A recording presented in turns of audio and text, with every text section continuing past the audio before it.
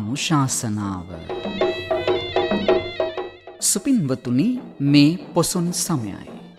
පොසොන් සමය වෙනුවෙන් ජාතික ගුවන්විදුලිය ගෙනෙන ධර්මදේශනා මාලාවේ අද ධර්මානුශාසනාව සිදු කරන ගෞරවනීය දේශකයාණන් වහන්සේ දෙහිවල නැදිමාල පැනසර සදහම් සෙනසුනේ ප්‍රධාන අනුශාසක කතිකාචාර්ය රාජකීය පණ්ඩිත දර්ශනපති පූජනීය මාලිම්බඩ පඤ්ඤාසාර ස්වාමීන්ද්‍රයන් වහන්සේ ධර්මානුශාසනාවේ දායකත්වයන් නාවල කිරිමණ්ඩල මාවත පදිංචි රංජනී අබේවර්ධන මහත්මිය, මතුගම පැලවත්ත ගල්ලන මුල්ල පදිංචි කේ.ටී. ඥානවතී මහත්මිය, වේයන්ගොඩ මාරපොළ පදිංචි ශාන්ත සුනේත්‍රා කුමුදුනී සරෝජනී යන සේනානායක පවුලේ පිරිස, අලුපෝ මුල්ල අරුක්ගොඩ නිව්ඩාව බටේවෙල පාර පදිංචි ලීලාවතී තිලකවර්ධන මහත්මිය, හෝමාගම දෙනිපිටියේ සුමේදා මෙහෙණින් වහන්සේ ඇතුළු පින්වතුන් පිරිස. සුපින්වතුනි, අද ධර්මදේශනාවේ මාතෘකාව මහින්දාගමනෙන් අපට ලැබුණු බුදුදහම සමාජ දර්ශනය කෙරෙහි බලපෑ ආකාරය පිළිබඳවයි. අප හැමතුන් වූ ධර්මයේ ශ්‍රවණය කරන්නටයි සූදානම් වන්නේ. ධර්ම ශ්‍රවණයට පෙර තිසරණ සහිත පංචශීලය සමාදන් වීම සඳහා අපි දැන් নমස්කාරය කියමු. අවසරයි ස්වාමීන්ද්‍රයන් වහන්ස. සාදු සාදු සාදු. නමෝ තස්ස භගවතු අරහතෝ සම්මා සම්බුද්දස්ස. නමෝ තස්ස භගවතු අරහතෝ සම්මා සම්බුද්දස්ස. නමෝ තස්ස භගවතු අරහතෝ සම්මා සම්බුද්දස්ස. බුද්ධං සරණං ගච්ඡාමි. බුද්ධං සරණං ගච්ඡාමි. ධම්මං සරණං ගච්ඡාමි. ධම්මං සරණං ගච්ඡාමි. සංඝං සරණං ගච්ඡාමි. සංඝං සරණං ගච්ඡාමි. ဒ ුතියං පි බුද්ධං සරණං ගච්ඡාමි. ဒ ුතියම්පි බුද්ධං සරණං ගච්ඡාමි. ဒ ුතියං පි ධම්මං සරණං ගච්ඡාමි. ဒ ුතියම්පි ධම්මං සරණං ගච්ඡාමි. ဒ ුතියං පි සංඝං සරණං ගච්ඡාමි. ဒ ුතියම්පි සංඝං සරණං ගච්ඡාමි. තතියං පි බුද්ධං සරණං ගච්ඡාමි. නතියම්පි බුද්ධං සරණං ගච්ඡාමි. තතියං පි ධම්මං සරණං ගච්ඡාමි. නතියම්පි ධම්මං සරණං ගච්ඡාමි. තතියං පි සංඝං සරණං ගච්ඡාමි. තතියම්පි සංඝං සරණං ගච්ඡාමි. පාණාතිපාතා වේරමණී සික්ඛාපදං සමාදියාමි. පාණාතිපාතා වේරමණී සික්ඛාපදං සමාදියාමි. අදින්නාදානා වේරමණී සික්ඛාපදං සමාදියාමි. අදින්නාදානා වේරමණී සික්ඛාපදං සමාදියාමි. කාමේසු මිච්ඡාචාරා වේරමණී සික්ඛාපදං සමාදියාමි. කාමේසු මිච්ඡාචාරා වේරමණී සික්ඛාපදං සමාදියාමි. මුසාවාදා වේරමණී සික්ඛාපදං සමාදියාමි. මුසාවාදා වේරමණී සික්ඛාපදං සමාදියාමි. සුරාමේරය මච්චපමා දට්ඨානා වේරමණී සික්ඛාපදං සමාදියාමි. සුරාමේරේ මජ්ජපමා දට්ඨානා වේරමණී සික්ඛාපදං සමාදියාමි. සමන්ත චක්කවාලේසු අත්ථ යත්‍රා ගච්ඡන්තු දේවතා සද්ධම්මං මුනි රාජස්ස සුනන්තු සග්ග මොක්ඛදං ධම්ම ශ්‍රවණ කාලෝ අයං බදන්තා ධම්ම ශ්‍රවණ කාලෝ අයං බදන්තා ධම්ම ශ්‍රවණ කාලෝ අයං බදන්තා සාදු සාදු සාදු. නමෝ තස්ස භගවතෝ අරහතෝ සම්මා සම්බුද්දස්ස නමෝ තස්ස භගවතෝ අරහතෝ සම්මා සම්බුද්දස්ස නමෝ තස්ස භගවතෝ අරහතෝ සම්මා සම්බුද්දස්ස. සාදු සාදු සාදු. ඉදම්මේ ඥාතිනං හෝතු සුඛිතා හොන්තු ඥාතයෝ.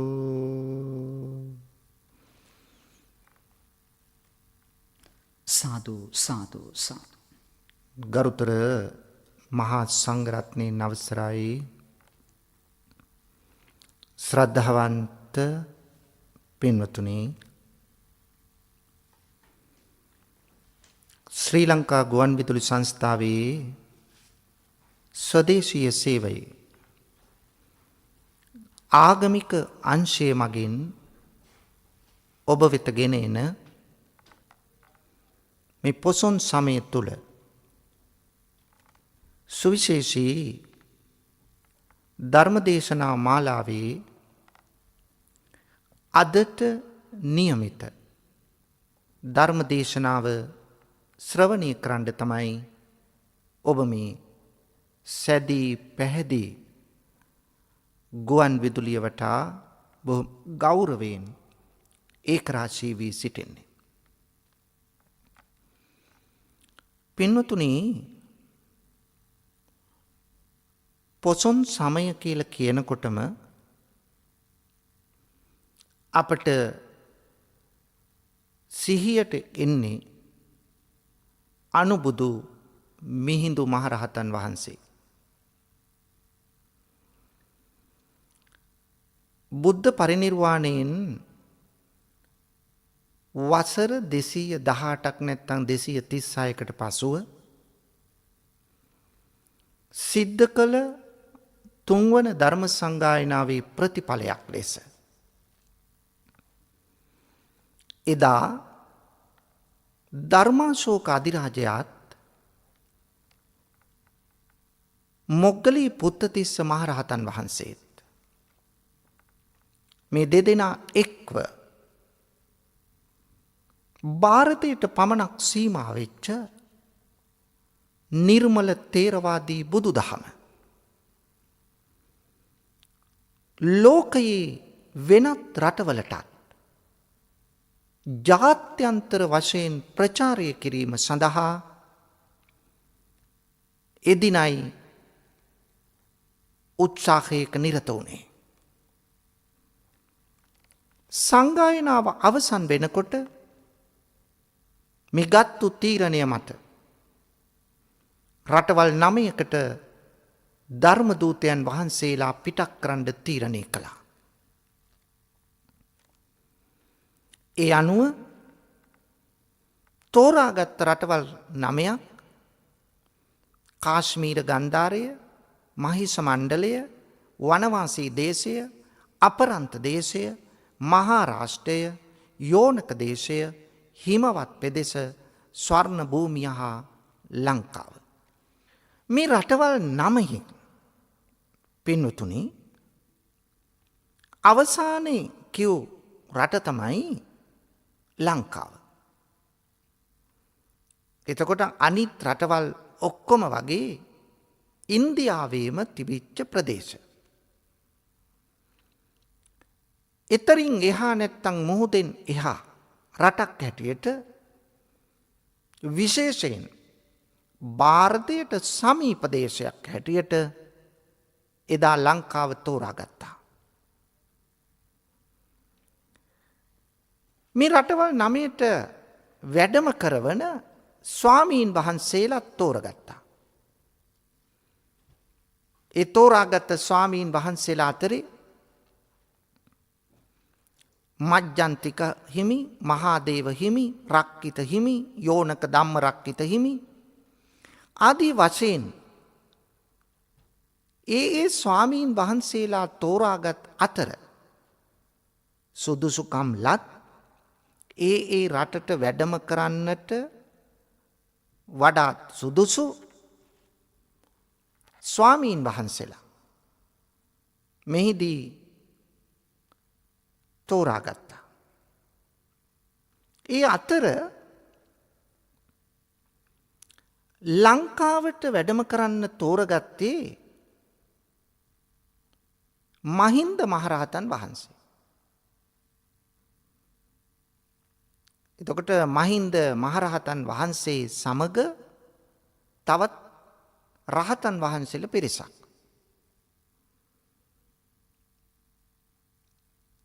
ස්වර්ණ භූමිය හෙවත් බුරුමයට ස්වර්ණ භූමිය කියලා එදා කිව්වේ බුරුමය විතරක් නෙවෙයි. බුරුමය, තායිලන්තය, මැලේසියාව, සිංගප්පූරුව, ඉන්දුනීසියාව මේ රටවල් සියල්ලම ස්වර්ණ භූමිය යටතේ තමයි එදා ඇත්තටම ක්‍රියාත්මක වුණේ. එතකොට බුරුමයට නැත්තං ස්වර්ණ භූමියට වැඩම කළේ සෝන සහ උත්තර කියන ස්වාමීන්ද්‍රයන් වහන්සේලා. උන්වහන්සේලා ප්‍රමුඛ ධර්ම දූත කණ්ඩායමක්. ලංකාවට වැඩම කරවන්න තීරණය කළේ මහින්ද මහරහතන් වහන්සේ ප්‍රමුඛ ඉත්තිය, උත්තිය, සම්බල, බද්දසාල මේ මහරහතන් වහන්සේලා. සුමන සාමණේරයන් වහන්සේ සහ බණ්ඩුක කියන උපාසකතුමා. මේ පිරිස තෝරාගෙන තමයි ලංකාවට ධර්ම ප්‍රචාරය කරන්න කටයුතු කළේ. ඒ අනුව ලාංකීය දේශයට මේ පිරිස එවන්න තීරණය කළත් ඒ වෙලාවේ ලංකාවේ පාලකයාව හිටියේ මුටසීව කියලා පාලකයෙක්. ඔහු දැඩි ශිව භක්තිකයෙක්.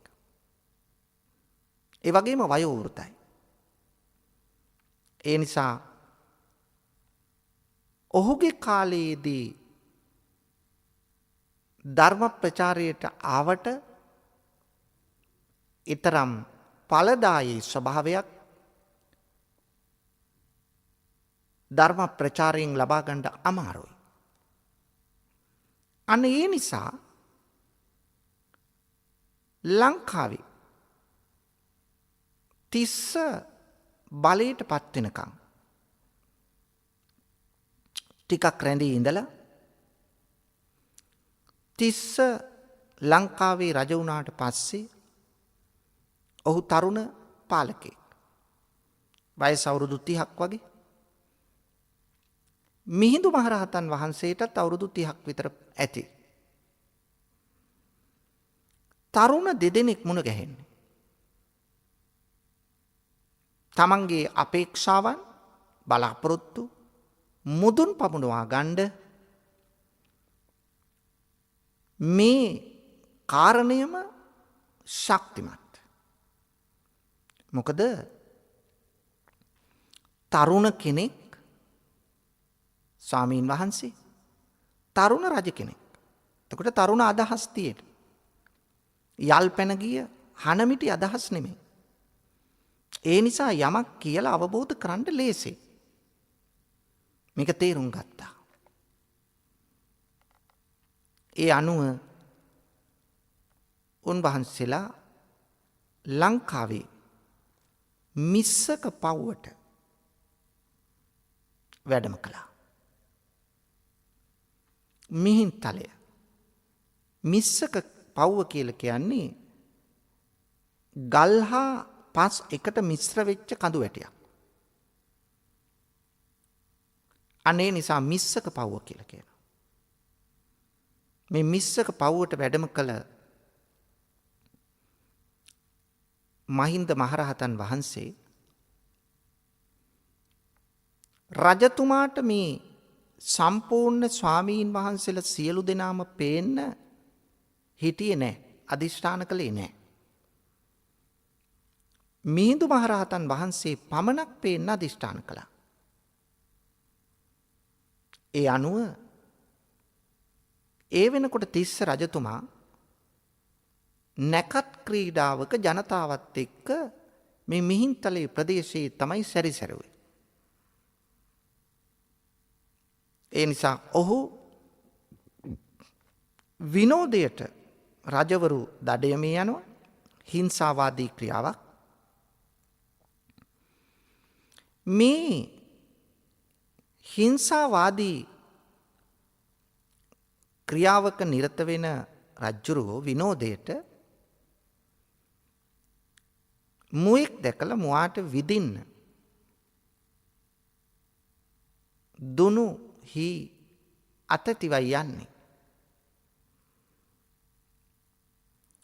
සාමාන්‍යයෙන් සතුන්ට විදලා මැරුවත් ඒ කාලේ යම් පිළිගැනීමක් තිබුණා. සතා තනකොළ කකා ඉන්නව නම් කෑම ගන්නව නම් සාමාන්‍යයෙන් විදින්නේ නැහැ. ඒ නිසා දුනුහි එකට නාද කළා. එකට හැප්පුවා. එතකොට සද්දයක් ආවා. මුවා ඒ සද්දේට ඔලුව ඉස්සුවා. ඔලුව උස්සනකොටම තමයි විදින්න හැදුවේ. නමුත් පෙනී සිටි මුවා මෙය ශබ්දයට දුවන්න පටන් ගත්තා. මේ වෙලාවේ එතෙන්ට මේ මුවෙකුගේ වේශෙන් දෙවියෙක් පැමුණුණා කියලත් මතයක් තියෙනවා. කොහොම වුණත් මේ වෙලාවේ මිහිඳු මහරහතන් වහන්සේ කතා කරනවා. තිස්ස රජුට මොකක් කියලාද? තිස්ස තිස්ස කියලා. සාමාන්‍යයෙන් රජ කෙනෙකුගේ නම කියලා කතා කරන්න සමත් කිසි ජගතෙක් නැහැ. ජනතාව ඊට වඩා පහළින් ඉන්නේ. වැඩවසන් සමාජ ක්‍රමයක්. කොහොම වුණත් මිහිඳු හාමුදුරුවෝ මෙහෙම කතා කරන සද්දය තිස්ස රජුට ඇහුණද? සෑහෙන උඩක තියෙන්නේ ඔය ආරාධනා ගල. ඔබ මිහින්තලයට ගිහිල්ලා ඇතිනේ.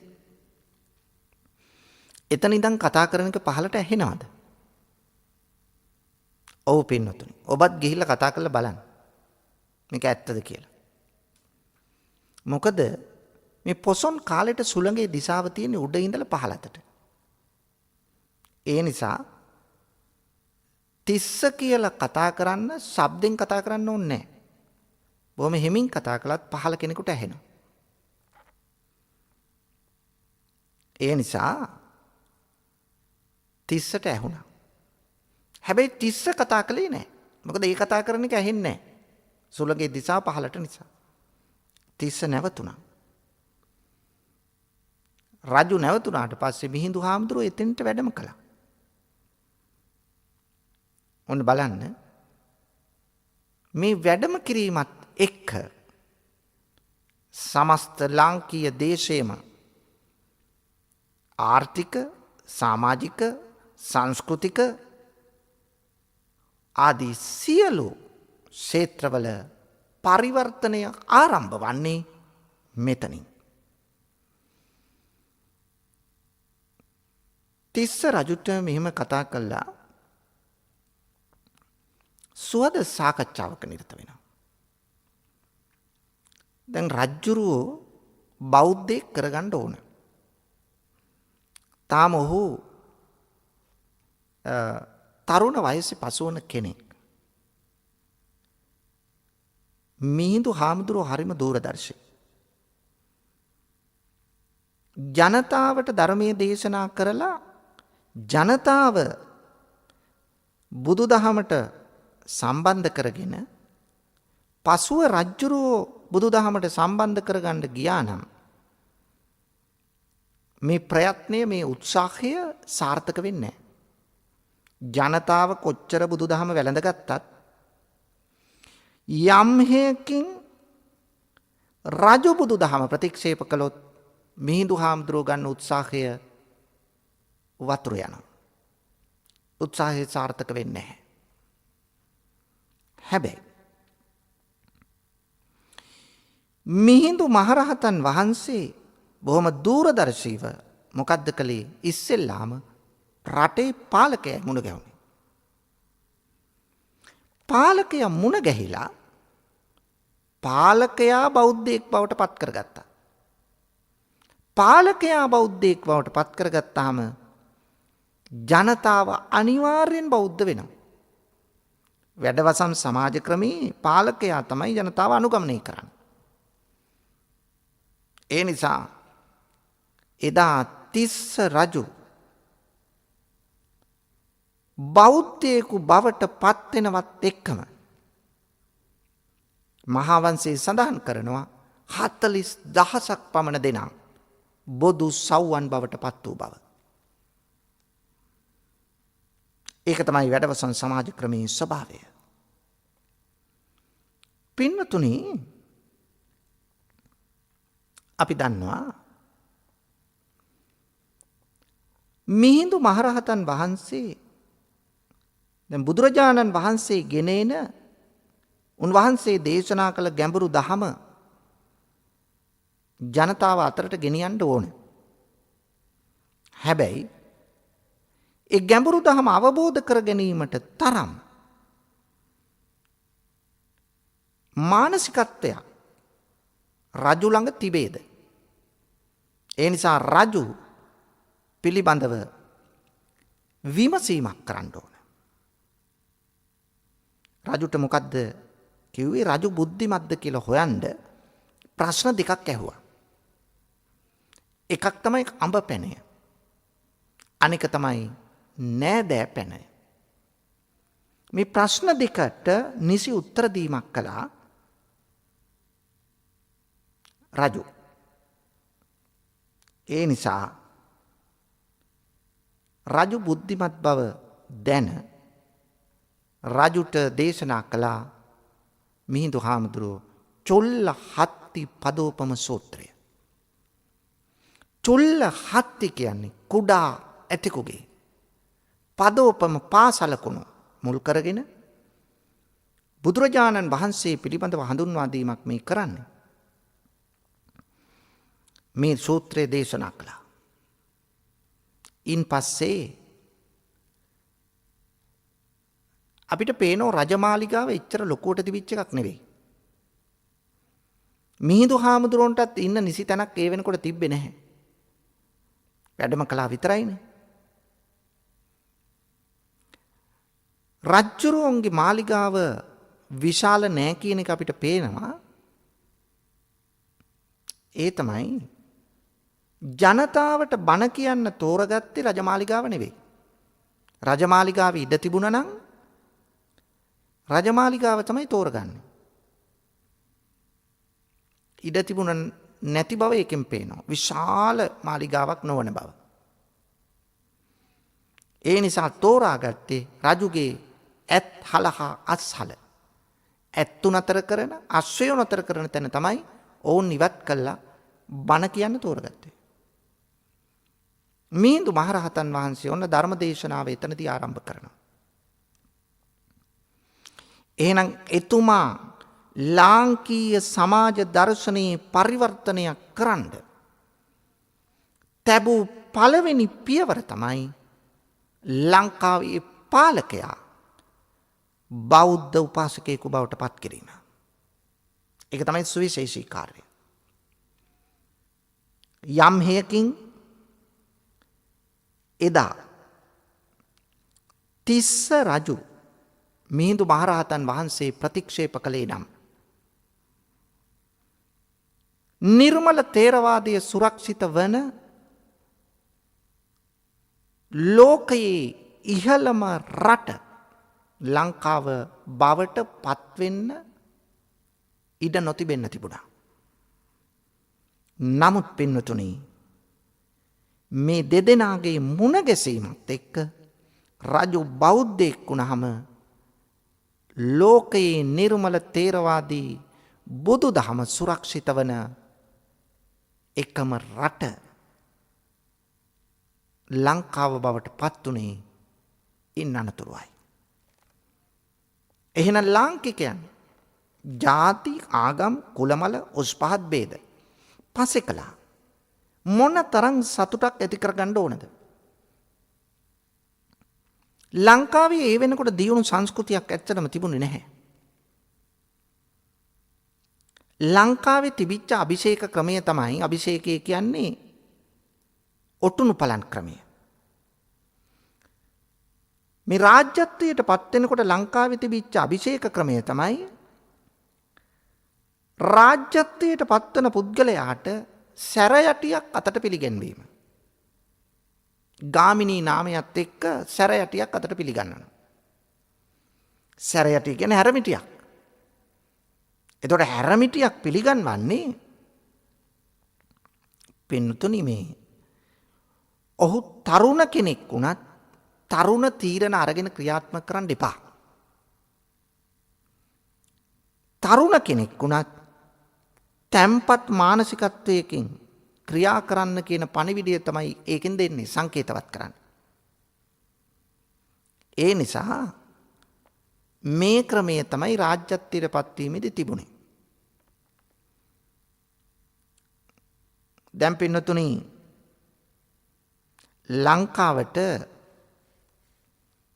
ධර්මාශෝක රජුරෝණී මුල් වෙලා දැන් මොග්ගලී පුත්තිස්ස හාමුදුරුවොත් එක්ක මේ මිහිඳු හාමුදුරුවෝ ප්‍රධාන ධර්මදූතයන් වහන්සේලා එව්වේ. දැන් මේ පිරිස ඇවිල්ලා රජ්ජුරුව මුණ ගැහිලා ධර්මයේ දේශනා කළානේ.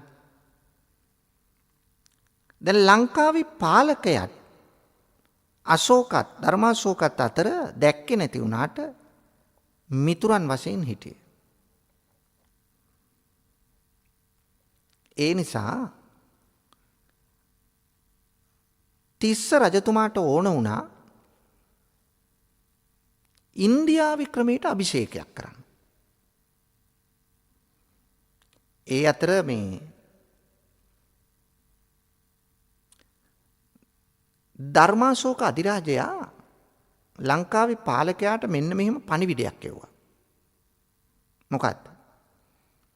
අහං බුද්ධංච ධම්මංච සංඝංච සරණං ගතෝ උපාසකත්තං වේදේසි සක්්‍ය පුත්තස්ස ශාසනේ.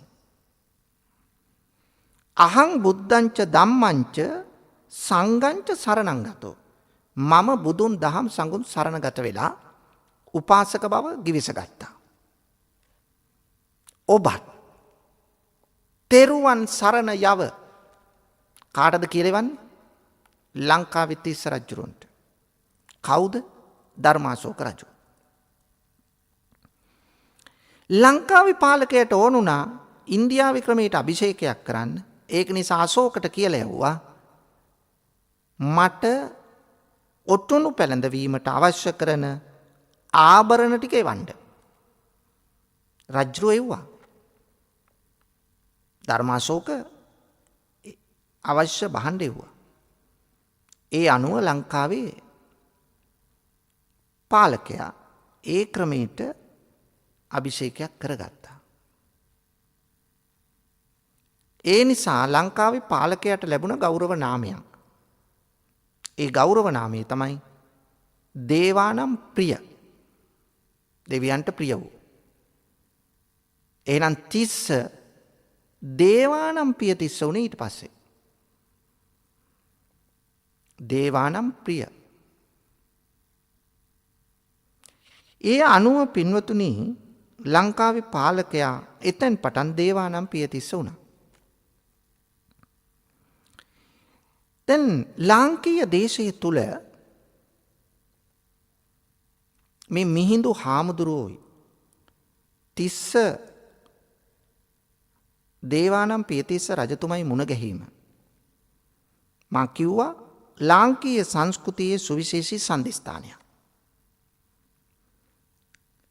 ලංකාවේ මුලින්ම කළ සම්මුඛ පරීක්ෂණයත් එදා කළේ. පළවෙනිම ඉන්ටර්විව් එක ලංකාවේ. ඒ තමයි අර අඹ පැනයත් නෑදෑ පැනයත් විමසීම. ඒ වගේම මිහිඳු මහරහතන් වහන්සේ ලංකාවේ පාලකයට කිව්වා ඔබ රාජ්‍යත්වයට පත් වුණාට මේ රටේ අයිතිකාරය නෙවෙයි. ඔබ රටේ බාරකරුවායි. මෙන්න මේ ප්‍රකාශය මේ සුවිශේෂී අවස්ථාව ලෝකයේ ජාත්‍යන්තර නඩු විභාගයකට පවා මේ සිද්ධිය අරගෙන තියෙනවා. ඒ නිසා පින්වතුනි මේ සුවිශේෂී මුණ ගැහිම ලාංකීය දේශයේ අපූර්ව පරිවර්තනයක් සිද්ධ වෙන්න බලපාපු කරුණක්. දැන් ලංකාවේ ඒ වෙනකොට තිබුණේ ඉන්දියාවෙන් ආපු විවිධ ආගමික ඇදහින් විශ්වාස තිබුණා. මොනවද? බ්‍රාහ්මණ, ජෛන, ආජීවක, පරිබ්‍රාජක, ශිවලිංග පූජාව, නක්ෂත්‍ර වන්දනය ඒව තිබුණා. ඉන්දියාවෙන් ආපු මේ ආගම් එක්ක බුදුදහමට තරඟයක් තිබුණේ නැහැ. මොකද බුදුදහම යථාර්ථවාදී, ජනහිතකාමී, ජනතාවගේ චින්තනයට ආමන්ත්‍රණය කළ හැකි දහමක්. ඒ නිසා බුදුදහම වටා ජනතාව එක්රොක් වෙනකොට පෙළ ගැහෙනකොට අර ජන විඥාණය ස්පර්ශ කරනකොට අර ඉන්දියාවෙන් ආපු ආගන්තුක ආගම් සියල්ලම මිලානව ඇද වැටෙනවා. ඒවට මේ තරඟකාරී බුදුදහමත් එක්ක පින්වතුනි ඉදිරියට යන්න බැරි වුණා. ඒ නිසා ඒවා මිලානව ඇද වැටුණත් ලාංකීය ජන විඥානයේ තුල ඇතිවෙච්ච විශ්වාස තිබුණා.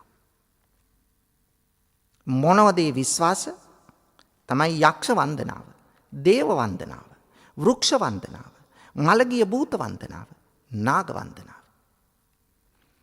මෙන්න මේවා ලාංකීය ජනතාව අතරේ ප්‍රභවය වෙච්චා. ඒ නිසා මේවා එක විට ප්‍රතික්ෂේප කරන්න සංවිධානාත්මක බුදුදහමටවත් බැරි වුණා. ඒ නිසා ඔන්න බලන්න සමාජ දර්ශනයේ වෙනස. මිහිඳු හාමුදුරුව මොකද කළේ? ඒවාට ගැළපෙන ලෙස පින්වතුනි දහම හඳුන්වලා දුන්නා. ඒක නිසා තමයි මා මාතෘකා හැටියට ඔබ ඥාතීන්ට පින් දෙන ගාථාව මා මතක් කළේ. ඉදම්මේ ඥාතීනං හෝතු සුඛිතා හොන්තු ඥාතයෝ. සමහර පළාත්වල ඉදං වෝ ඥාතීනං හෝතු කියන දෙකම කිව්වට ගැටලුවක් නැහැ. මේ ගාථාව මා මුල් කරගත්තේ පින්වතුනි දැන් ලංකාවේ විවිධ යක්ෂ වන්දනා තිබුණා. අන්නේ යක්ෂ වන්දනාවන්ට අලුත් අර්ථකථනයක් දුන්නා. යකුන් අදහන්න එපා කියන එක නෙවෙයි කිව්වේ. මොකද්ද කිව්වේ? මේ යක්ෂ වන්දනාව වෙනසකට නතු කරා ඔබට බලපෑම් කරන යකුන් නිර්මල බුදුදහම ලං කරගත්තාම ජීවිතේට. එහෙම නැත්නම් තෙරුවන් සිහි කරාම මේ යකුන් පළවා හරිය හැකියි. මිනිස්සුන්ගේ තිබිච්ච సంతానගත බියක් නැති කරන්න පුළුවන් බුදුදහමෙන්. මිනිස්සු ඒ නිසා බුදුදහම වටා එක් රාශී වුණා. දෙක. දේව වන්දනාව මහා ගහක් දැක්කහම මහා පර්වතයක් දැක්කහම මේක දෙවියෙක් අරගෙන ඉන්නවයි කියලා දෙවියන්ට පුදන්න යදින්න යාඥා කරන්න කන්න ලව් කරන්න පටන් ගත්තා. මේ මිනිස්සුන්ට කිව්වේ නැහැ දෙවියෝ නෑ දෙවියෝ පුදන්න එපා ඕවා බොරු වැඩ එහෙම කිව්වේ නෑ. බොහොම දූරදර්ශී මිහිඳු මහරහතන් වහන්සේ උන්වහන්සේ මතක් කරනවා දෙවියන්ට වැඳුම් පිදුම් කිරීම නෙමෙයි කරන්න ඕන. දෙවියන්ට කන්නලව් පුද පූජා තියෙනක නෙවෙයි. දෙවියන්ට අවශ්‍ය කරන්නේ පින්. ඒ නිසා දෙවියන්ට පින් දෙන්න. අන්න බලන්න. යථානුයෝජනශීලී පරිවර්තනයකට ලාංකීය ජන විඥානයේ තිබිච්ච විශ්වාස හැරෙව්වා. ඒක තමයි සුවිශේෂත්වය. ඊළඟට වෘක්ෂ වන්දනාව. මහා ගහක් දැක්කහම අතුපතර විහිදී ගිය ගහක් දැක්කහම හිතුවේ ඒකේ දෙවියෙක් ඉන්නවා කියලා. ඒ නිසා වෘක්ෂ වන්දනාවේ යෙදුණා. ඒ මොනවා නිසාද? ආරාම රුක්ක චේත්‍යානී මනුස්සා බය තජ්ජිතා. බය පදනම් කරගෙනයි. ඒ නිසා මිහිඳු හාමුදුරුවෝ දේශනා කරනවා වෘක්ෂ වන්දනා කරන්න එපා කිව්වේ නෑ. මොකද්ද කිව්වේ? ඔබ වෘක්ෂ වන්දනාවේ යෙදෙන්න හැබැයි ඔය නිකං ගස් වලට වඳින්න එපා. මම ඔබට හොඳ ගහක් ගෙනත් දෙන්නම් වඳින්න. මොකද්ද? බුදුරජාණන් වහන්සේ බුද්ධත්වයේ සඳහා සෙවන ලබාගත් ඇසතු රුක ලංකාවට වැඩම කරන්න. ශ්‍රී මහා බෝධීන් වහන්සේ ලංකාවට වැඩම කළා කිව්වා මෙන්න වඳිනව නම් පුදනව නම් ඔබට වඳින්න පුදන්න තියෙන උසස්ම වෘක්ෂය.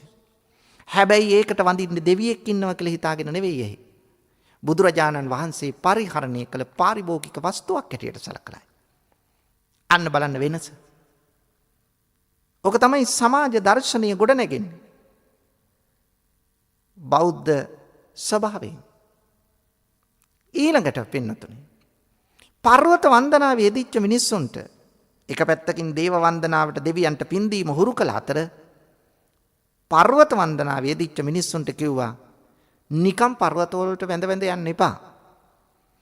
පර්වතයක හැඩයගත් ලංකාවට හඳුන්වලා දුන්න ස්තූපය.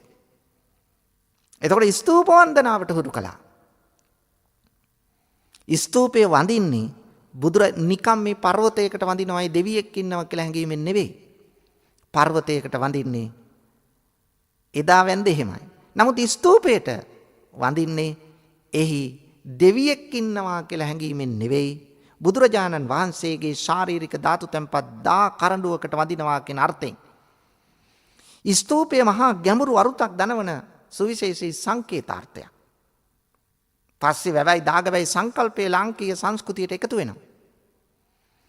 වැවෙන් ආර්ථික සංවර්ධනය, දාගබෙන් ආධ්‍යාත්මික සංවර්ධනය මේ දෙකම එකට එකතු කරගත්තා. වැවෙන් ආර්ථික සංවර්ධනය, දාගබෙන් ආධ්‍යාත්මික සංවර්ධනය. මේ දෙකම එකට අත්වැල් බැඳගෙන යන්නට පාඩම ඉගැන්වුවා. පින්නතුනි බලන්න චෛත්‍ය හඳුන්වලා දුන්න වඳින්න. චෛත්‍යයේ පදනමෙන් 84000ක් ධර්මස්කන්ධය සංකේතවත් කරනවා. තුන්මහල් පේසාවෙන් ත්‍රිවිධ රත්නය. ගර්භයෙන් සත්‍තිස් බෝධිපාක්ෂික ධර්ම. හතරස් කොටුවෙන් චතුරාර්ය සත්‍ය. දේවතා කොටුවෙන් සදෙව්ලොව දිව්‍ය ලෝක 6. කොත් කැරැල්ලෙන් නවාංග සත්තු ශාසනය. සුත්ත ගෙය්‍ය වෙయ్యා කරන ගාථා උදාන ඉතිවුත්තක ජාතක අද්භූත ධම්ම වේදල්ල. මේ කියන නවාංග සත්තු ශාසනය. කොතෙන් නිර්වාණය.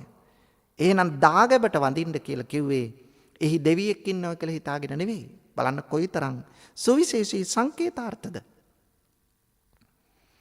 ඊළඟට බලන්න පින්නතුනි ඥාති මිනිස්සු මළගිය භූත වන්දනාවේ යෙදුණා. මළගිය භූත වන්දනාවේ යෙදිච්ච මිනිස්සුන්ට මිහිඳු හාමුදුරුවෝ ඕක බොරු වැඩක් ඕක කරන්න එපා කියලා කිව්වේ නැතුව භූත වන්දනාවේ යෙදිච්ච මිනිස්සුන්ට කියනවා ඒ මියගිය අයට කන්නලව පුද පූජා දීලා වැඩක් නැහැ. ඒ අය ඒවා කාලයන් එන්නේ නැහැ. ඒ නිසා ඔබ කරන්න ඕන ඥාතීන්ට පින්දීමයි. ඥාතීන්ට අවශ්‍ය කරන්නේ පින්. පින් ගන්න පුළුවන් තැනක ඉන්නව නම් පින් ගනි. ඒ නිසා පින්දීමෙන් ඒක යථානුයෝජනශීලී පරිවර්තනයකට නතු කරා. අන්න බලන්න පින්නතුනි, ඒකයි මං අර මුලින් මේ ඉදම්මේ ඥාති නං හෝතු සුඛිතා හොන්තු ඥාතියෝ කියන ගාථාව මම මතක් කළේ මාතෘකා හැටියට. මිහිඳු මහරහතන් වහන්සේ තමයි මළගිය භූත වන්දනාව වෙනුවට ඥාතීන්ට පින්දීමේ ක්‍රමය අපට හඳුන්වලා දුන්නේ. එහෙනම් ආන්න එතෙන්ට අපේ ජීවිතේ පරිවර්තනයකට නතු කරා. රාජ්‍ය පාලනය බෞද්ධ රාජ්‍ය පාලනයක් කළා. සමාජ ධර්ම බෞද්ධ සමාජ ධර්ම කළා. ලංකාවේ තිබුණේ නැහැ වැඩිහිටියන්ට සලකන, ගරු කරන, අම්මල තාත්තලාට සලකන නියම ක්‍රමයක්. තියෙන්න ඇති. නමුත් නියම ක්‍රමයක්. නමුත් මිහිඳු මහරහතන් වහන්සේ ක්‍රමය හඳුන්වලා දුන්නා. ලංකාවේ මිනිස්සුන්ගේ අර මූලික චින්තනය සරල ප්‍රාථමික නිසා ඉස්සෙල්ලාම ගැඹුරු බණ කිව්වේ නැහැ. දේශනා කළේ මොනවද? പ്രേතවත්තු, විමානවත්තු. මිනිස්සු මැරිලා ගිහිල්ලා පෙරේතයෝ වෙන හැටි. මිනිස්සු මැරිලා ගිහිල්ලා හොඳ හිතින් මැරෙන අය දිව්‍ය ලෝකෙ උපදින හැටි. പ്രേතවත්තු, විමානවත්තු. බාල පඬිත ක්‍රමයෙන් තමයි ගැඹුරු දහමට ලං වෙන්නේ. එහෙනම් අපිට පේනවා ලාංකීය ජන විඥානය හරි හැටි හඳුනාගත්ත ස්පර්ශ කළ මිහිඳු මහරහතන් වහන්සේ ලංකාවේ ජනතාවට සැබෑ දහම, බුදු දහම සමීප කරන්නට කටයුතු කළා. ඒ අනුව තමයි ලංකාවේ කිසි දිනක නොමියෙනසේ බුදු දහම මේ දේශය තුළ ස්ථාපිත වෙන්නේ. එවන් පසුබිමක් තමයි මිහිඳු මහරහතන් වහන්සේගේ වැඩමවීමත් එක්ක සිද්ධ වන්නේ. එහෙනම් පින්නතුනි, අපට පැහැදිලි මේ පොසොන් සමය තුළ මිහිඳු මහරහතන් වහන්සේ වෙනුවෙන් අපේ නිවෙසේ එක මල් වට්ටියක්, එක පහනක් අපි දැල්විය යුතුයි. මොකද උන්වහන්සේ හඳුන්වලා දුන්නු මේ උදාරතර සංස්කෘතිය නොවෙන්නට අපි කොතනින් නතර වේවිද දන්නේ නැහැ. ඒ නිසා අද අපි විචාරාත්මක බුද්ධියකින් ඉහළට යන්නට තරම් හැකියාව ගොඩනැගුණේ. ලංකාවේ මොන ජාතියටත් මොන ආගමිකයෙකුටත් මෙයින් ලැබපු පන්නරය නිසා තමයි ඒ තත්ත්වය ඇති වුණේ. ඒ නිසා අපි අපේ ජීවිතය තුළ මෙන්න මේ තත්ත්වය හොඳින් වටහාගෙන මිහිඳු මහරහතන් වහන්සේ නමදින්නට, උන්වහන්සේට ගරු කරන්නට අපි නොපමා කටයුතු කළ යුතුයි. ඒ වගේම උන්වහන්සේ අපට දුන්න උත්තුංග දායාදය, මේ නිර්මල බුදුදහම මුල් කරගත්ත මේ සංස්කෘතිය, මේ සමාජ ධර්ම අපේ ජීවිතයෙන් අපි ඉදිරියට, ඉදිරි පරපුරට දායාද කරමින් කටයුතු කරන්නට අදිෂ්ඨාන කරගනිමු කියන පණිවිඩයයි අද මේ දේශනාව තුළින් ඔබට මතක් කර දෙන්නේ. ඔබ සැමට සම්මා සම්බුදු සරණයි.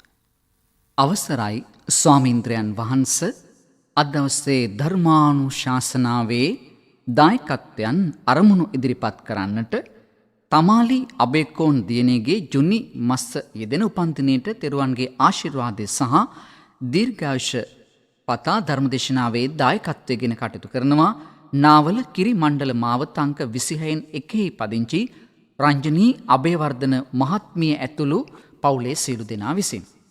කේටි ආතර් මුදරාලි පියා ජොස්ලින් එදිරිසිංහ මව තුෂාරී පතිරගේ මෙනවිය එකම දුව ස්වාමී පුරුෂයා වන විමසේන පතිරගේ සුජිත් නිරංග ඥාතිපුත්‍රය ඇතුළු පවුලේ මියගිය සහ පරම්පරාගතව පින් බලාපොරොත්තු වෙන සියලු දෙනාට, රටවාසී ලෝකවාසී සෑම දෙනාට ආශිර්වාද කිරීමත්, දේශකයන් වහන්සේට ආශිර්වාද කිරීමත්, විශේෂයෙන් 2022 අප්‍රේල් 14 වන දින 64 වන උපන්දිනයේ යෙදුන තමාටත් ඒ සමගම සියලු දෙනාගේ අපල දුරු වී ජනින්දු සජිත පුතුන් දෙදෙනා බුද්ධිකා දුවට සෙත් පතමින් ධර්මදේශනාවේ දායකත්වයෙන් කටයුතු කරනවා. මතුගම පැලවත්ත ගල්ලන මුල්ල පදිංචි කේ ඥානවතී මහත්මිය විසින්. නිවසේ සිට මීට වසර 30කට පෙර එනම් 1991 7 මස 19 වන දින පරලොව සැපත් ඩොන් ඩේවිඩ් සේනානායක පියාණන්ට මීට වසර 7කට පෙර එනම් 2015 ජුනි මස 15 වන දින පරලොව සැපත් සෝමාවතී යාපා මෑණියන් යන දෙපළ සිහිපත් කර පින් අනුමෝදන් කර නිවන් සුව ප්‍රාර්ථනා කිරීමත්. දෙපාර්ශ්වයේම ඥාති මිත්‍රාදීන්ට පින් අනුමෝදන් කොට නිවන් සුව ප්‍රාර්ථනා කිරීමත්. සුජීවත්ව සිටින විශ්‍රාමික තැපැල් ස්ථානාධිපති එම්.එල්. ජිනසෝම පියාණන් සහ ජයවතී ලියනගේ ගුරු මෑණියන්ට නිදුක් නිරෝගී සුව තුනුරන්ගේ ආශිර්වාදයේ පිහිට ප්‍රාර්ථනා කිරීමත්. දෙපාර්ශ්වයේම සහෝදර සහෝදරයන්ට සහ දූ දරුවන්ට සෙත් පැතීමත්. දෙපාර්ශ්වයේම ඥාති මිත්‍රාදීන්ට නිදුක් නිරෝගී සුව ප්‍රාර්ථනා කිරීමත්. දේශකයන් වහන්සේට සෙත් පතමින් ධර්මදේශනාවේ දායකත්වයෙන් කටයුතු කරනවා. වේයන්ගොඩ මාරාපොළ පදිංචි ශාන්ත සුනේත්‍රා කුමුදුනී සරෝජා යන සේනානායක පවුලේ සියලු දෙනා විසින්. ගිනදාස තිලකවර්ධන මහතා අභාවප්‍රාප්ත වී වසර 18ක් පිරීම නිමිත්තෙන් ඔහුගේ ගුණ අනුස්මරණය කරමින් පුණ්‍යානුමෝදනා කිරීමත්. සෑම වසරකම මෙම දිනේදීම ධර්මදේශනාවේ දායකත්වය ලබා දෙමින් රටේ සියලු ජනතාවට නිරෝගී සුවය ප්‍රාර්ථනා කිරීමත්. ලීලාවතී තිලකවර්ධන බිරිඳ තිලකසිරි පද්මිනී කමනී සුජිත් නිමල් හා සමන් තිලකවර්ධන යන දූ දරුවන් සමග පවුලේ සියලු දෙනා විසින් ධර්මදේශනාවේ දායකත්වයෙන් කටයුතු කරනු ලබනවා. ධර්මදේශකයන්න් වහන්සේලා ඇතුළු සියලුම ස්වාමින්ද්‍රයන් වහන්සේලාට මෙහෙණින් වහන්සේලාට සහ දායකත්වයේ දරන පින්වතුන්ට පවුලල සියලු දෙනාටත් ධර්ම ශ්‍රවණය කළා වූ ලෝකවාසී සියලු දෙනාට තා ඉක්මන් භවයකදී උතුම් චතුරාර්ය සත්‍ය ධර්මය අවබෝධ කරගනිමින් උතුම් නිවනින් සැනසීමට මේ පින හේතු වේවා.